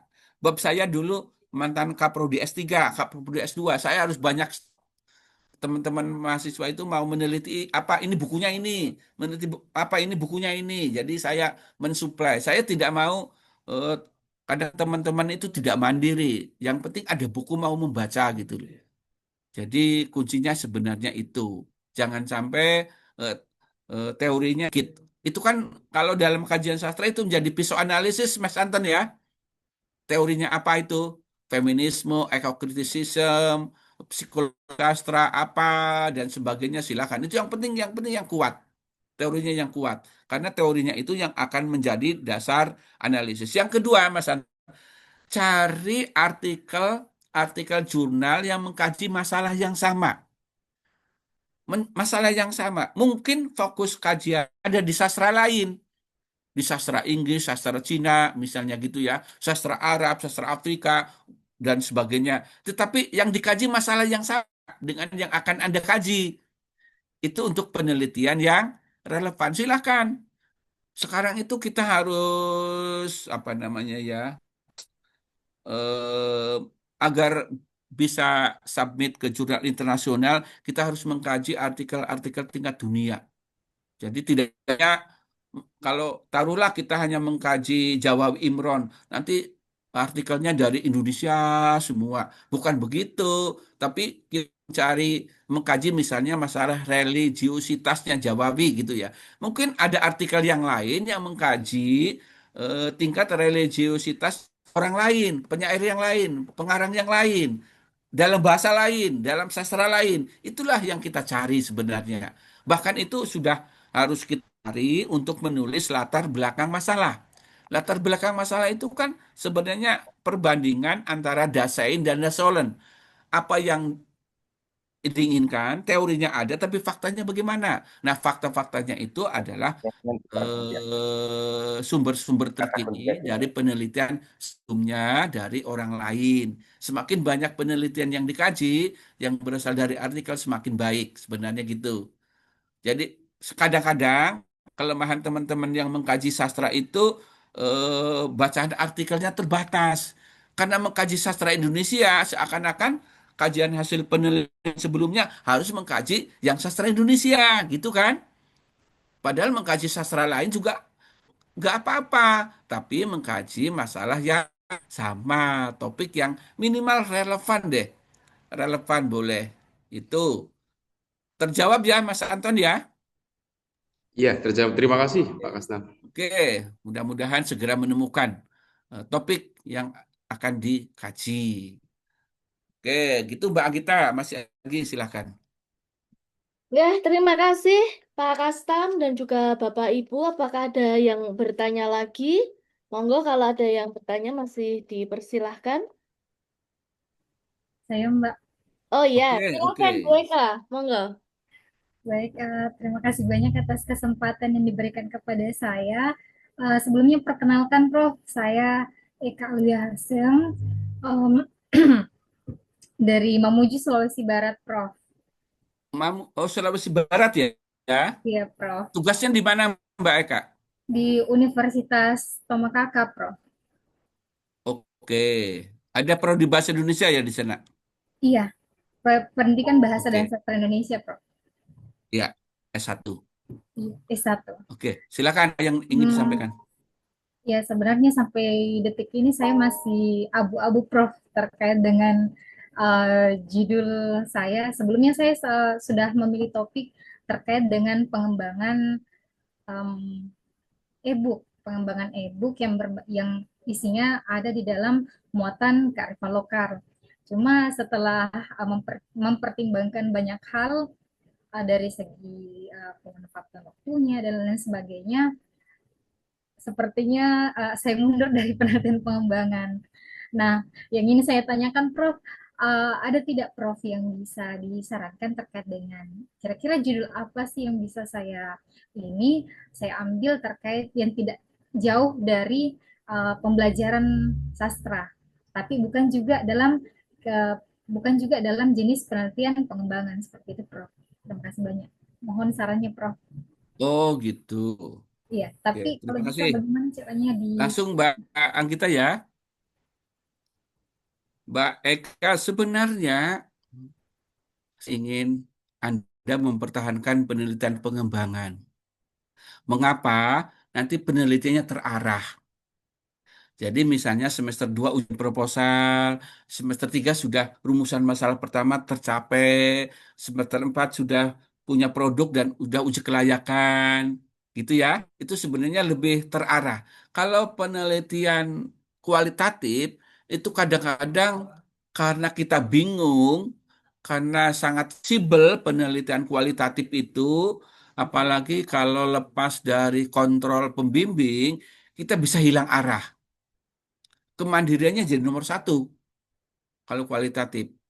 Kalau saya sarankan sebenarnya pengembangan. Malah pengembangan itu memantau, memantau Anda studi. Jadi semester 2 harus ujian proposal, semester 3 laporan satu, semester 4 laporan 2, semester 5 sudah ujian kelayakan itu bisa sebenarnya. Tapi ini sih terserah kepada Anda masing-masing. Hanya saja saya tidak bisa memberikan contoh untuk penelitian sastra pengembangan ya. Apakah studi eksplorasi, apakah evaluasi, ataukah analisis isi misalnya, saya tidak bisa. Tapi sebenarnya banyak masalah yang bisa dikaji, sebab pembelajaran sastra sampai saat ini kan, taruhlah kita punya 32 di kelas, itu paling 5% yang senang sastra gitu loh. 5% sedikit yang berbakat dalam bidang sastra. Padahal sastra diajarkan di sekolah. Lah, bagaimana apakah data itu betul misalnya? Itu bisa jadi eksplorasi sebenarnya. Kalau studi eksplorasi tapi harus sampel yang luas, kelemahan dari metode kualitatif itu kan kita harus metodenya puluhan datanya harus apa namanya observasi berpartisipasi. Jadi waktunya lebih banyak sebenarnya. Karena penelitian kualitatif itu kita mengkaji sesuatu malah dari perspektif yang diteliti, bukan dari perspektif kita. Kalau penelitian pengembangan kan, saya mau mengembangkan apa? Ini, oh, kalau begitu teorinya apa? Lalu kita buat studi pendahuluan dulu. Nah, setelah studi pendahuluan baru pengembangan produk, membuat produk. Kemudian yang sudah jadi, tinggal diuji kelayakannya, tinggal diuji keefektifannya. Jadi perspektifnya berbeda. Kalau penelitian pengembangan itu dari perspektif kita sebagai peneliti, kalau penelitian kualitatif sebenarnya dari perspektif yang diteliti. Apakah dari sisi gurunya, siswanya, atau dari buku ajarnya, kita mengkaji di sana gitu loh. Gitu Mbak ya, baik Kak. ya, Prof. Sebenarnya mengembangkan e-book juga bagus, karena sekarang itu kekinian ya, anak-anak kan lebih termotivasi belajar dengan IT gitu loh. Bagaimana memanfaatkan media untuk pembelajaran. Itu yang lagi ngetren sekarang ini. Dan bahkan sebagian besar penelitian hibah disertasi yang diterima yang kayak-kayak gitu, yang seperti itu. Misalnya pengembangan buku ajar, membaca berdasarkan teori apa, berbantuan media e-book misalnya. Itu itu kalau diajukan untuk hibah itu sangat senang didanai karena melahirkan sesuatu yang baru, mengembangkan sesuatu yang baru. Kayak mahasiswa saya itu dari mana ya? Dari Sidrap itu loh, Mbak Eka. Dari Sidenreng Rapang, dari Sidrap ya. Itu sekarang sudah semester 4, sedang eksperimen. Itu dapat hibah disertasi. Sekarang semester 4 sudah eksperimen. Jadi penelitian pengembangan juga tergantung pada kita sebenarnya. Dapat hibah, judulnya ya, tadi sudah saya sebutkan. pengembangan model pembelajaran membaca berdasarkan pendekatan berbasis tugas, berbantuan media aplikasi Android Sulap gitu loh. Sulap itu nama nama Androidnya, nama aplikasi. Jadi judul peneliti itu dapat hibah yang senang itu. Jadi aplikasi media yang dikejar oleh pemberi hibah itu yang ditunggu adalah produknya. Jadi bagaimana produk aplikasi Android yang berupa pembelajaran membaca dengan pendekatan berbasis tugas misalnya itu nanti akan dituangkan. Sekarang sudah uji kelayakan, sudah sedang eksperimen. Ini mudah-mudahan akhir semester 4 ini selesai, semester 5 tinggal ujian kelayakan. Itu begitu. Ada lagi mahasiswa dari Thailand, Mbak. Mahasiswa saya. Itu di Thailand Selatan kan mengajar BIPA, mengajar bahasa Indonesia. Judul bukunya karena untuk orang Thailand boleh kami perbolehkan judul pengembang buku ajar saja. Jadi judulnya adalah pengembangan buku ajar bahasa Indonesia untuk penutur asing bermuatan budaya dengan pendekatan komunikatif bagi mahasiswa di Thailand. Itu sekarang semester 4 sudah eksperimen, sudah selesai. Tinggal mempoles disertasinya nanti semester 5 ujian kelayakan di semester 5 sambil mengurus publikasi. Dia sekarang tinggal mengurus publikasinya itu, artikelnya. Mengapa? Karena artikelnya itu menjadi syarat untuk mengambil ijazah. Itu sebenarnya kalau penelitian pengembangan itu malah memantok kita. Karena kegiatan kita sangat tergantung pada orang lain. Sehingga kita harus punya timetable yang ketat ya, jadwal yang ketat. Bulan ini ngapain, ngapain, ngapain, ngapain gitu, itu jadwalnya ketat. Dan itu membantu kita menyelesaikan masalah. Lemahnya penelitian kualitatif kadang-kadang lepas kontrol karena sangat fleksibel. Kualitatif itu bisa diselesaikan seminggu, sebulan, ya kalau tidak minggu ini depan lah, kalau tidak minggu depan bulan depan. Tapi kadang-kadang kalau kebablasan bisa jadi sangat lama karena yang mengatur adalah diri sendiri. Ini untuk saran untuk Mbak Anggita nanti bagaimana caranya tidak lari kemana-mana, fokus ke satu masalah saja, sehingga bisa diselesaikan dengan target waktu yang minimalis. Apalagi bila teman-teman ini misalnya kuliah S3-nya itu dengan biaya sendiri ya, biaya sendiri harus dirancang betul. 6 semester selesai. 6 semester selesai. Jangan sampai terbawa arus, ingin menelitinya banyak sekali, jadi malah nggak rampung-rampung. Itu kadang-kadang fokus. Makanya tadi salah satu cirinya disertasi itu harus jelas ya, harus memiliki kejelasan. Mau meneliti apa gitu loh. Itu fokusnya ke sana dulu. Fokusnya ke kejelasan. Kalau disertasi secara umum itu kan seperti menggali sumur ya. Menggali sumur itu apa? Kaji suatu masalah tapi lebih mendalam gitu loh. Bukan melebar seperti membuat empang atau tambak itu kan membuat sawah lebar. Itu malah jadi nggak fokus. Nggak fokus. Kalau disertasi satu topik saja, tapi mendalam. Makanya kuncinya kalau mengkaji bahasa atau sastra, kuncinya harus kuat. Teori analisisnya sebagai pisau analisis. Analisis sastra, analisis karya sastra, analisis bahasa harus perkuat. Silakan. Itu misalnya kalau analisis wacana kritis ya buku-buku tentang AWK. Kita mau pakai AWK siapa? Kalau mau analisis sastra mau pakai teori siapa? Dekonstruksi, postkolonial, feminisme, ekokritisisme. Boleh, religiusisme juga boleh. Yang penting teorinya siapa. Itu yang menjadi dasar untuk Halo Prof. Suartono. Kita ketemu via Zoom ini. Jadi kembali terserah pada teman-teman. Yang penting kalau disertasi itu teorinya harus kuat, teorinya yang utama dari referensi artikel ya, artikelnya jurnal internasional, terindeks Scopus atau buku-buku babon. Itu ciri yang mudah kita cermati dari disertasi. Jangan terlalu banyak mengutip buku berbahasa Indonesia. Kalau tidak perlu jangan. Kalau perlu malah buku bahasa Indonesia itu untuk pempintu. Nanti buku bahasa Indonesia itu, buku berbahasa Indonesia itu menggunakan buku apa referensinya? Kita cari referensinya. Di daftar pustakanya kan pasti ada. Berbahasa Indonesia kan mengutip. Nah, kita cari sumber aslinya.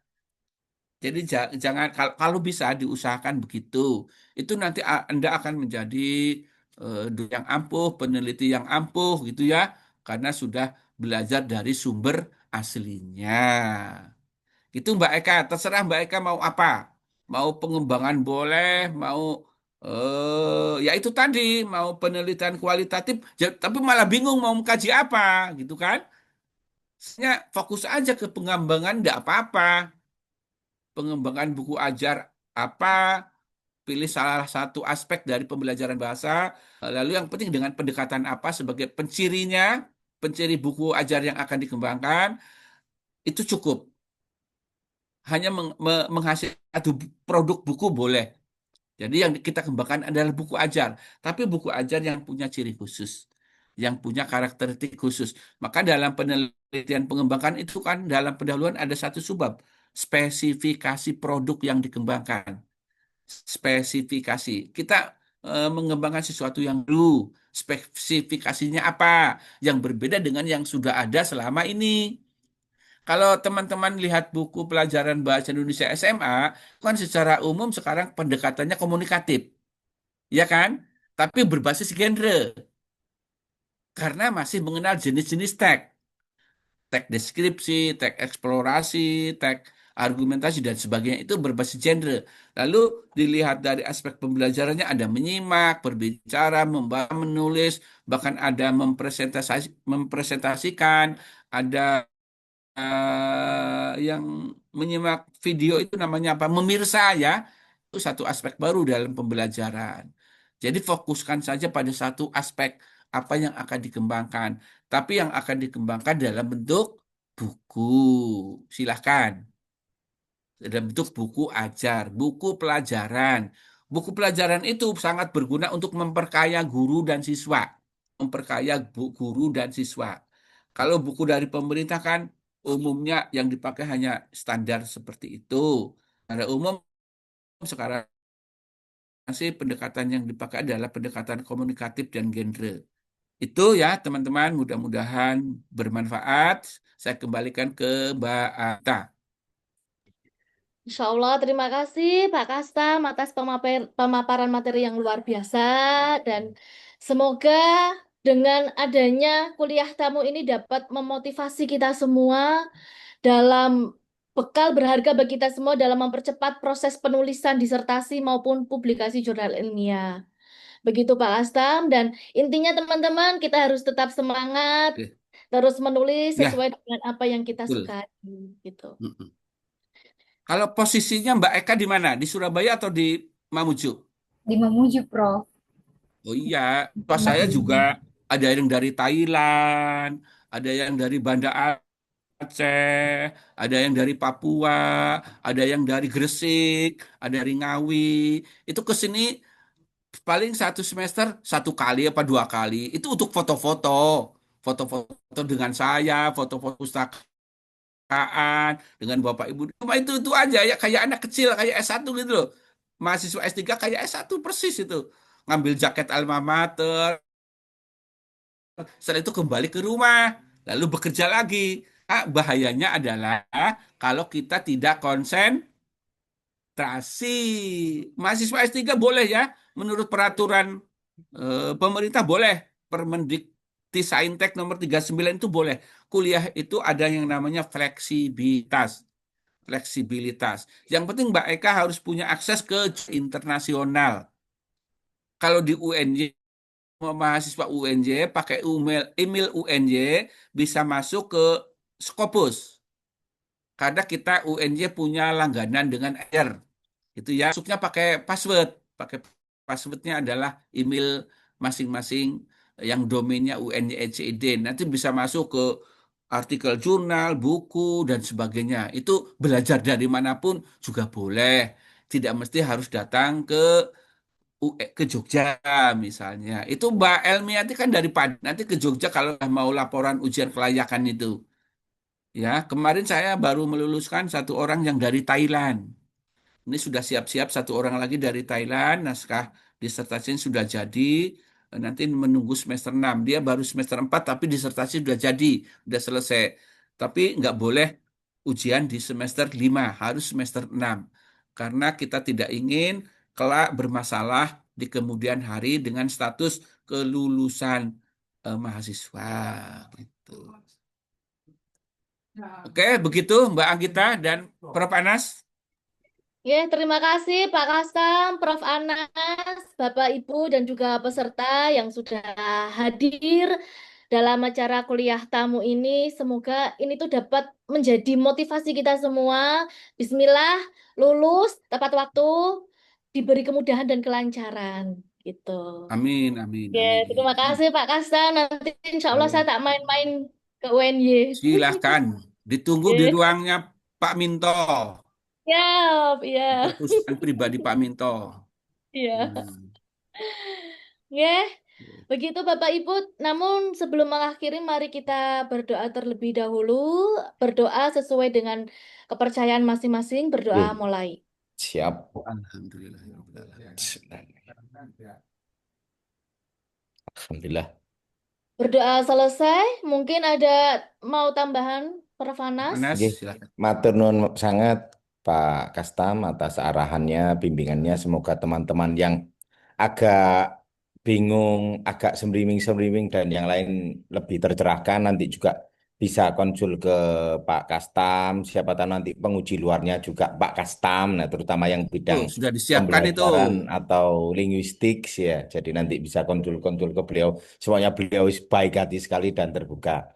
Kalau untuk akses kami Pak Kastam juga Alhamdulillah hampir sama. Nanti kami juga Oke, akan berburu ke UNY, ya, juga akses Scopus yang ya, premium, terus ya, ya, jurnal internasional. Nah ya, ini harapannya biar teman-teman gampang meskipun di pelosok ada yang dari Papua, ada yang dari Tomakaka, ada yang dari. betul. Nah ini biar lebih mudah itu tadi. Oke, matur nuwun sangat Bapak. Moga Oke, sukses selalu mohon maaf teman-teman. atas kekurangan saya ya.